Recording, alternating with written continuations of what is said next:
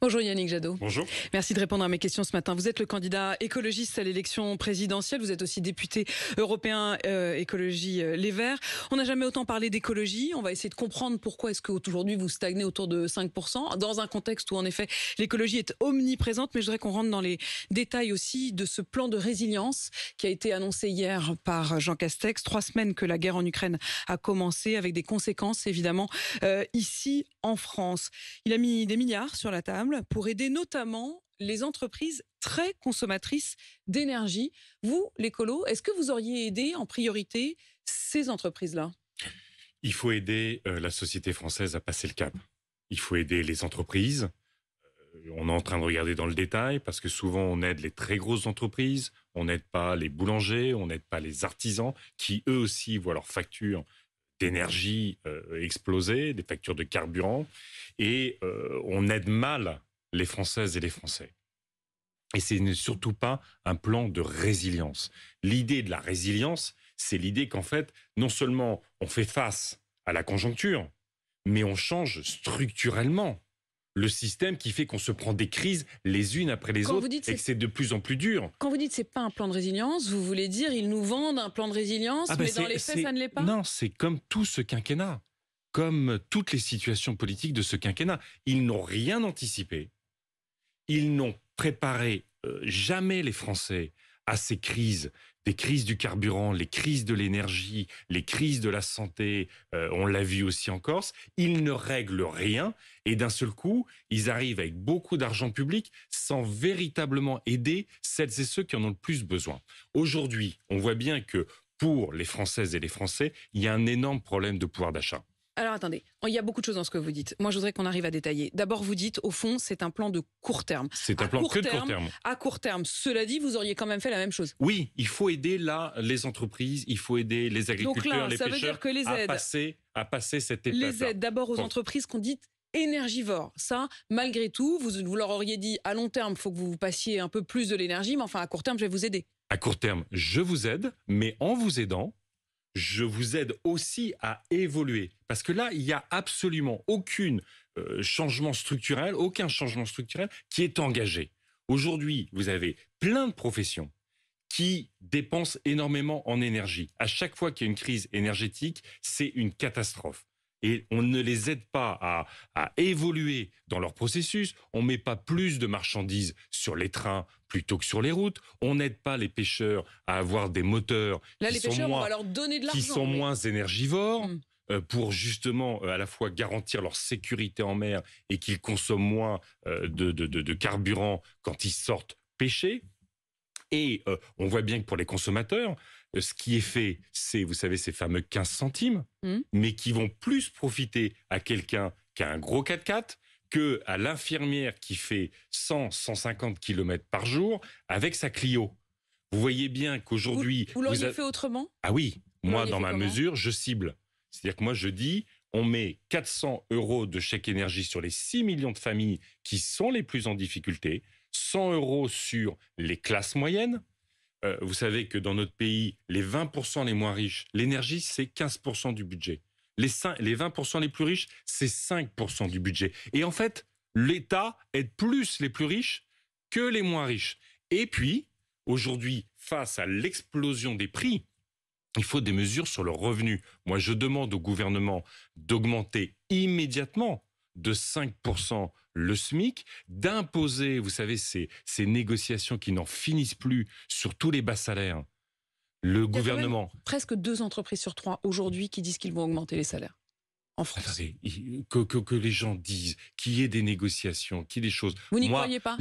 Non, mais ce que regardent les Françaises et les Français, c'est où en sont les négociations, qu'est-ce que je vais toucher à la fin du mois. Franchement, là, vous savez, moi, dans mon projet, je veux mettre plus 10% au SMIC dès notre arrivée, mais là, il faut un coup de pouce. Mais là, dans l'urgence, vous auriez fait au moins 5%. Il faut un coup de pouce sur les bas salaires parce que les Françaises et les Français souffrent, qu'aucune des crises n'a été préparée. Et puis, vous savez, il faut changer structurellement les choses, sinon les crises seront de plus en plus... Pour changer structurellement oui. les choses, quand vous voyez qu'hier, il propose 1 000 € supplémentaires pour tous ceux qui accepteront de changer leur chaudière, pour avoir une chaudière justement qui ne consomme plus du fuel ou autant. Est-ce que ça, c'est une mesure que Oui, mais vous saluez? vous voyez bien que c'est toujours Ça fait évoluer quand même, de non? manière conjoncturelle. C'est-à-dire jamais un gouvernement comme celui-là n'a jamais autant aidé, par exemple, les chaudières gaz. Jamais autant aidé les chaudières gaz dont il faut absolument se passer par solidarité sur la guerre en Ukraine, mais surtout pour le dérèglement climatique. Donc les pompes à chaleur, ils découvrent les pompes à chaleur, alors que c'est évidemment un moyen pour se chauffer pas cher. Mais il y a du concret aussi quand Jean Castex demande à tous les bâtiments publics de baisser d'1 degré leur chauffage. C'est toujours, à un moment donné, Quoi, on n'a rien fait. On n'a rien fait. Non, ça peut être fait. On n'a rien fait. Et on demande aux Françaises et aux Français de faire des efforts. On peut baisser le chauffage, mais ça fait un quinquennat qu'on n'a pas investi sur l'isolation des bâtiments publics, sur l'isolation des logements. Écoutez, vous avez vu les dernières statistiques. On est dans la politique du chiffre. Ils vantent 800 000, 900 000 prime-rénov'. Il y a 2500 rénovations globales, c'est-à-dire des choses sérieuses.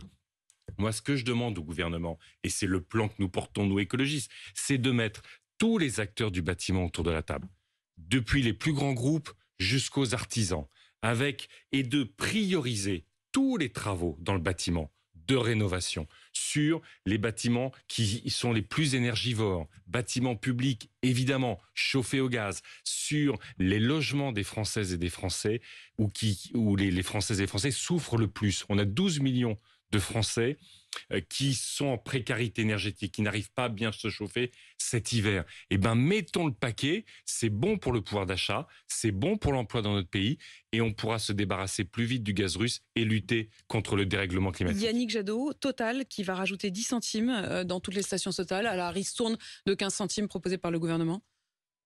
Vous voyez, typiquement, le gouvernement ne demande aucun effort aux profiteurs de la crise. Ne demande aucun effort. Ça, c'est Jean Castex qui avait demandé quand même aux distributeurs. C'est marrant parce que quand on impose des choses aux Français, ça va très très vite. Mais quand il s'agit d'avoir un groupe complice des crimes de guerre en Ukraine, Total est le seul grand groupe pétrolier au monde à être resté en Ukraine, avec le soutien d'Emmanuel Macron, avec le soutien du gouvernement.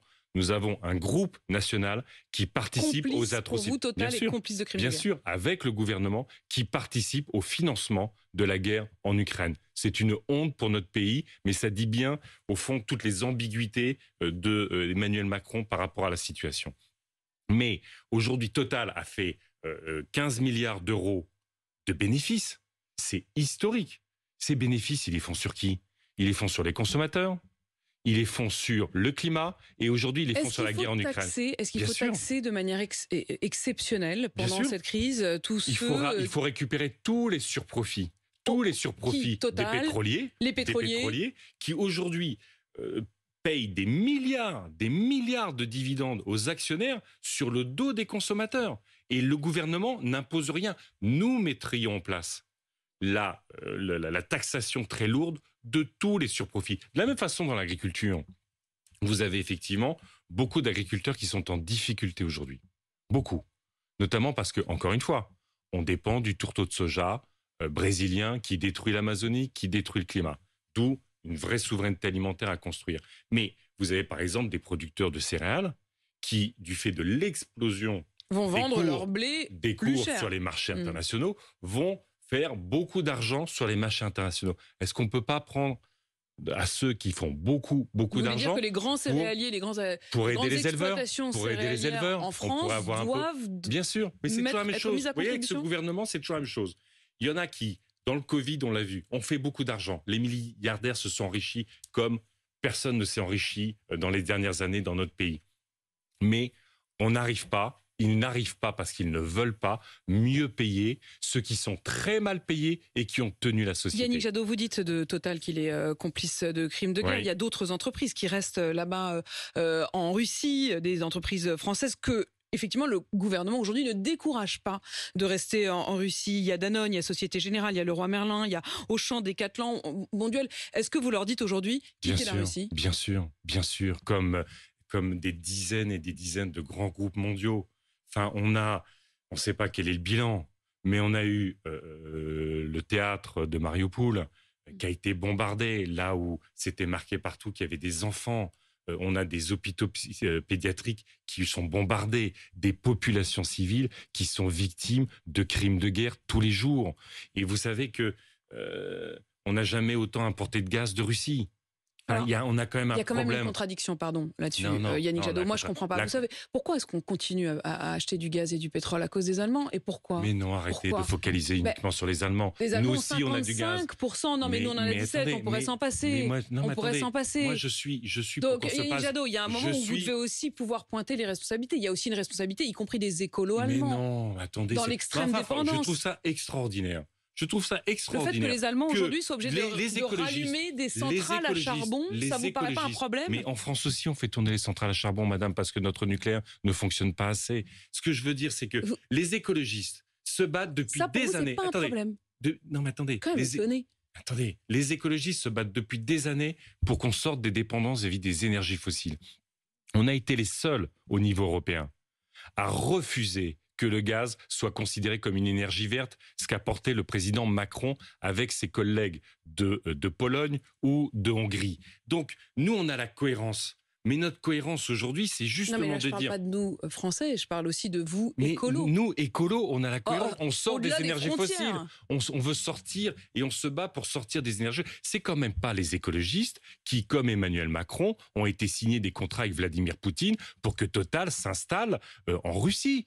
Enfin, il y a un moment donné... ma question, elle était assez précise, Yannick Jadot. Elle n'était pas sur Total présent là-bas ou pas. Elle était sur la question de l'indépendance énergétique. Mais c'est nous qui portons l'indépendance énergétique. Aujourd'hui, même si la France souhaitait arrêter d'importer du gaz et du pétrole russe, elle ne le ferait pas parce qu'elle est solidaire de l'Allemagne qui à 55% reste dépendante. Mais non, c'est parce que... Les Allemands sont quand même écolos depuis plus longtemps que nous. Mais parce que la France, depuis des années, soutient l'exploration et l'exploitation du gaz et du pétrole partout dans le monde. Enfin... Est-ce que vous, président de la France, vous arriveriez à convaincre les Allemands de renoncer plus rapidement comment on le fait au gaz et au pétrole Comment on le fait? Il faut sortir de cette dépendance, je l'ai dit, ne serait-ce que par soutien aux Ukrainiennes, aux Ukrainiens et pour le climat. Comment on fait? Qu'est-ce qu'on propose, nous? Et on propose que dans la circonstance, il y ait évidemment l'embargo, mais qu'il y ait un acheteur unique européen de gaz. Qu'on fasse comme pour les vaccins, on évite la concurrence entre les États membres. On crée cette solidarité européenne, mais on investit massivement à l'échelle de l'Europe pour réduire notre consommation de gaz. Je l'ai dit, c'est investir dans les bâtiments, c'est développer partout les énergies renouvelables. Vous ne pouvez pas contester aux écologistes, qui sont les seuls à s'être battus depuis tant d'années pour qu'on ait des énergies renouvelables et dépendre de l'eau, dépendre de la chaleur du sol avec la géothermie. Je ne fais qu'un constat. Le constat que les Allemands, dont vous ne pouvez pas dire qu'ils ne sont pas écolos, dépendre du vent, sont ceux qui nous empêchent aujourd'hui de fermer le robinet. Arrêtez, vous allez m'expliquer que c'est la faute des écolos qu'il y a une guerre en Russie. C'est pas les écologistes pour des complaisances avec Poutine. Les écologistes se battent toujours pour sortir des énergies fossiles. Toujours. Vous voulez parler d'indépendance énergétique du nucléaire? La moitié de notre uranium vient de l'ex-URSS. La moitié de notre uranium qu'on utilise vient de l'ex-URSS. Le gouvernement, en ce moment même, le gouvernement est en train d'autoriser l'entreprise d'État russe du nucléaire, qui s'appelle Rosatom, à investir dans l'entreprise française qui fait les turbines nucléaires, Geast. C'est-à-dire qu'en fait, il y a tout le discours comme ça, devant les Françaises et les Français sur l'indépendance énergétique. Nous construisons chaque jour avec ce gouvernement les complaisances futures politiques et énergétiques. Moi, je veux de l'indépendance énergétique. Ça veut dire qu'aujourd'hui, c'est moins consommer et c'est développer les énergies renouvelables. Vous pouvez le prendre dans n'importe quel sens. Ce sont les seules énergies qui ne sont pas dangereuses. Ce sont les seules énergies qui ne nous font pas dépendre de Poutine ou des pétromonarchies du Golfe. Yannick Jadot, la campagne ici, avec un certain nombre de propositions que vous faites les uns et les autres, même si c'est plus difficilement audible, sur l'école et les vacances scolaires. Vous avez fait cette proposition, c'est dans La Croix ce matin. Réduction des vacances d'été et changement du rythme scolaire à l'année. Ça marcherait comment ?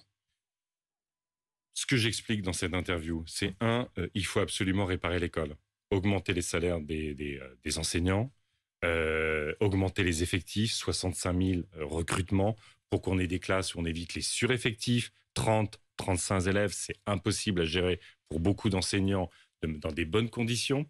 Et une fois qu'on a réparé l'école, une fois qu'on a mis le paquet sur la prochaine rentrée scolaire, je veux que, comme ça s'est fait en Finlande, qui aujourd'hui est l'une des écoles considérées comme les meilleures au monde, la meilleure au monde, qu'on travaille avec les personnels enseignants, qu'on travaille avec les parents d'élèves et qu'on se dise qu'est-ce qu'on veut pour nos enfants, qu'est-ce qu'on veut pour l'école.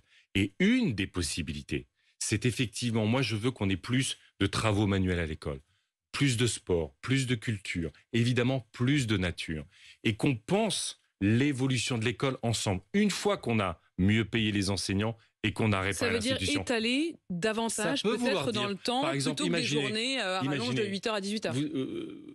Les enfants adorent les classes vertes de découverte de la nature. C'est essentiel. Eh bien, on pourrait parfaitement imaginer que la première semaine de juillet, ou j'en sais rien, mais qu'il y ait une classe verte, en quelque sorte. qu'il y ait une classe verte qui permette à la fois l'éducation à la nature et de se retrouver au milieu des arbres, de la forêt ou à la mer et tout ça.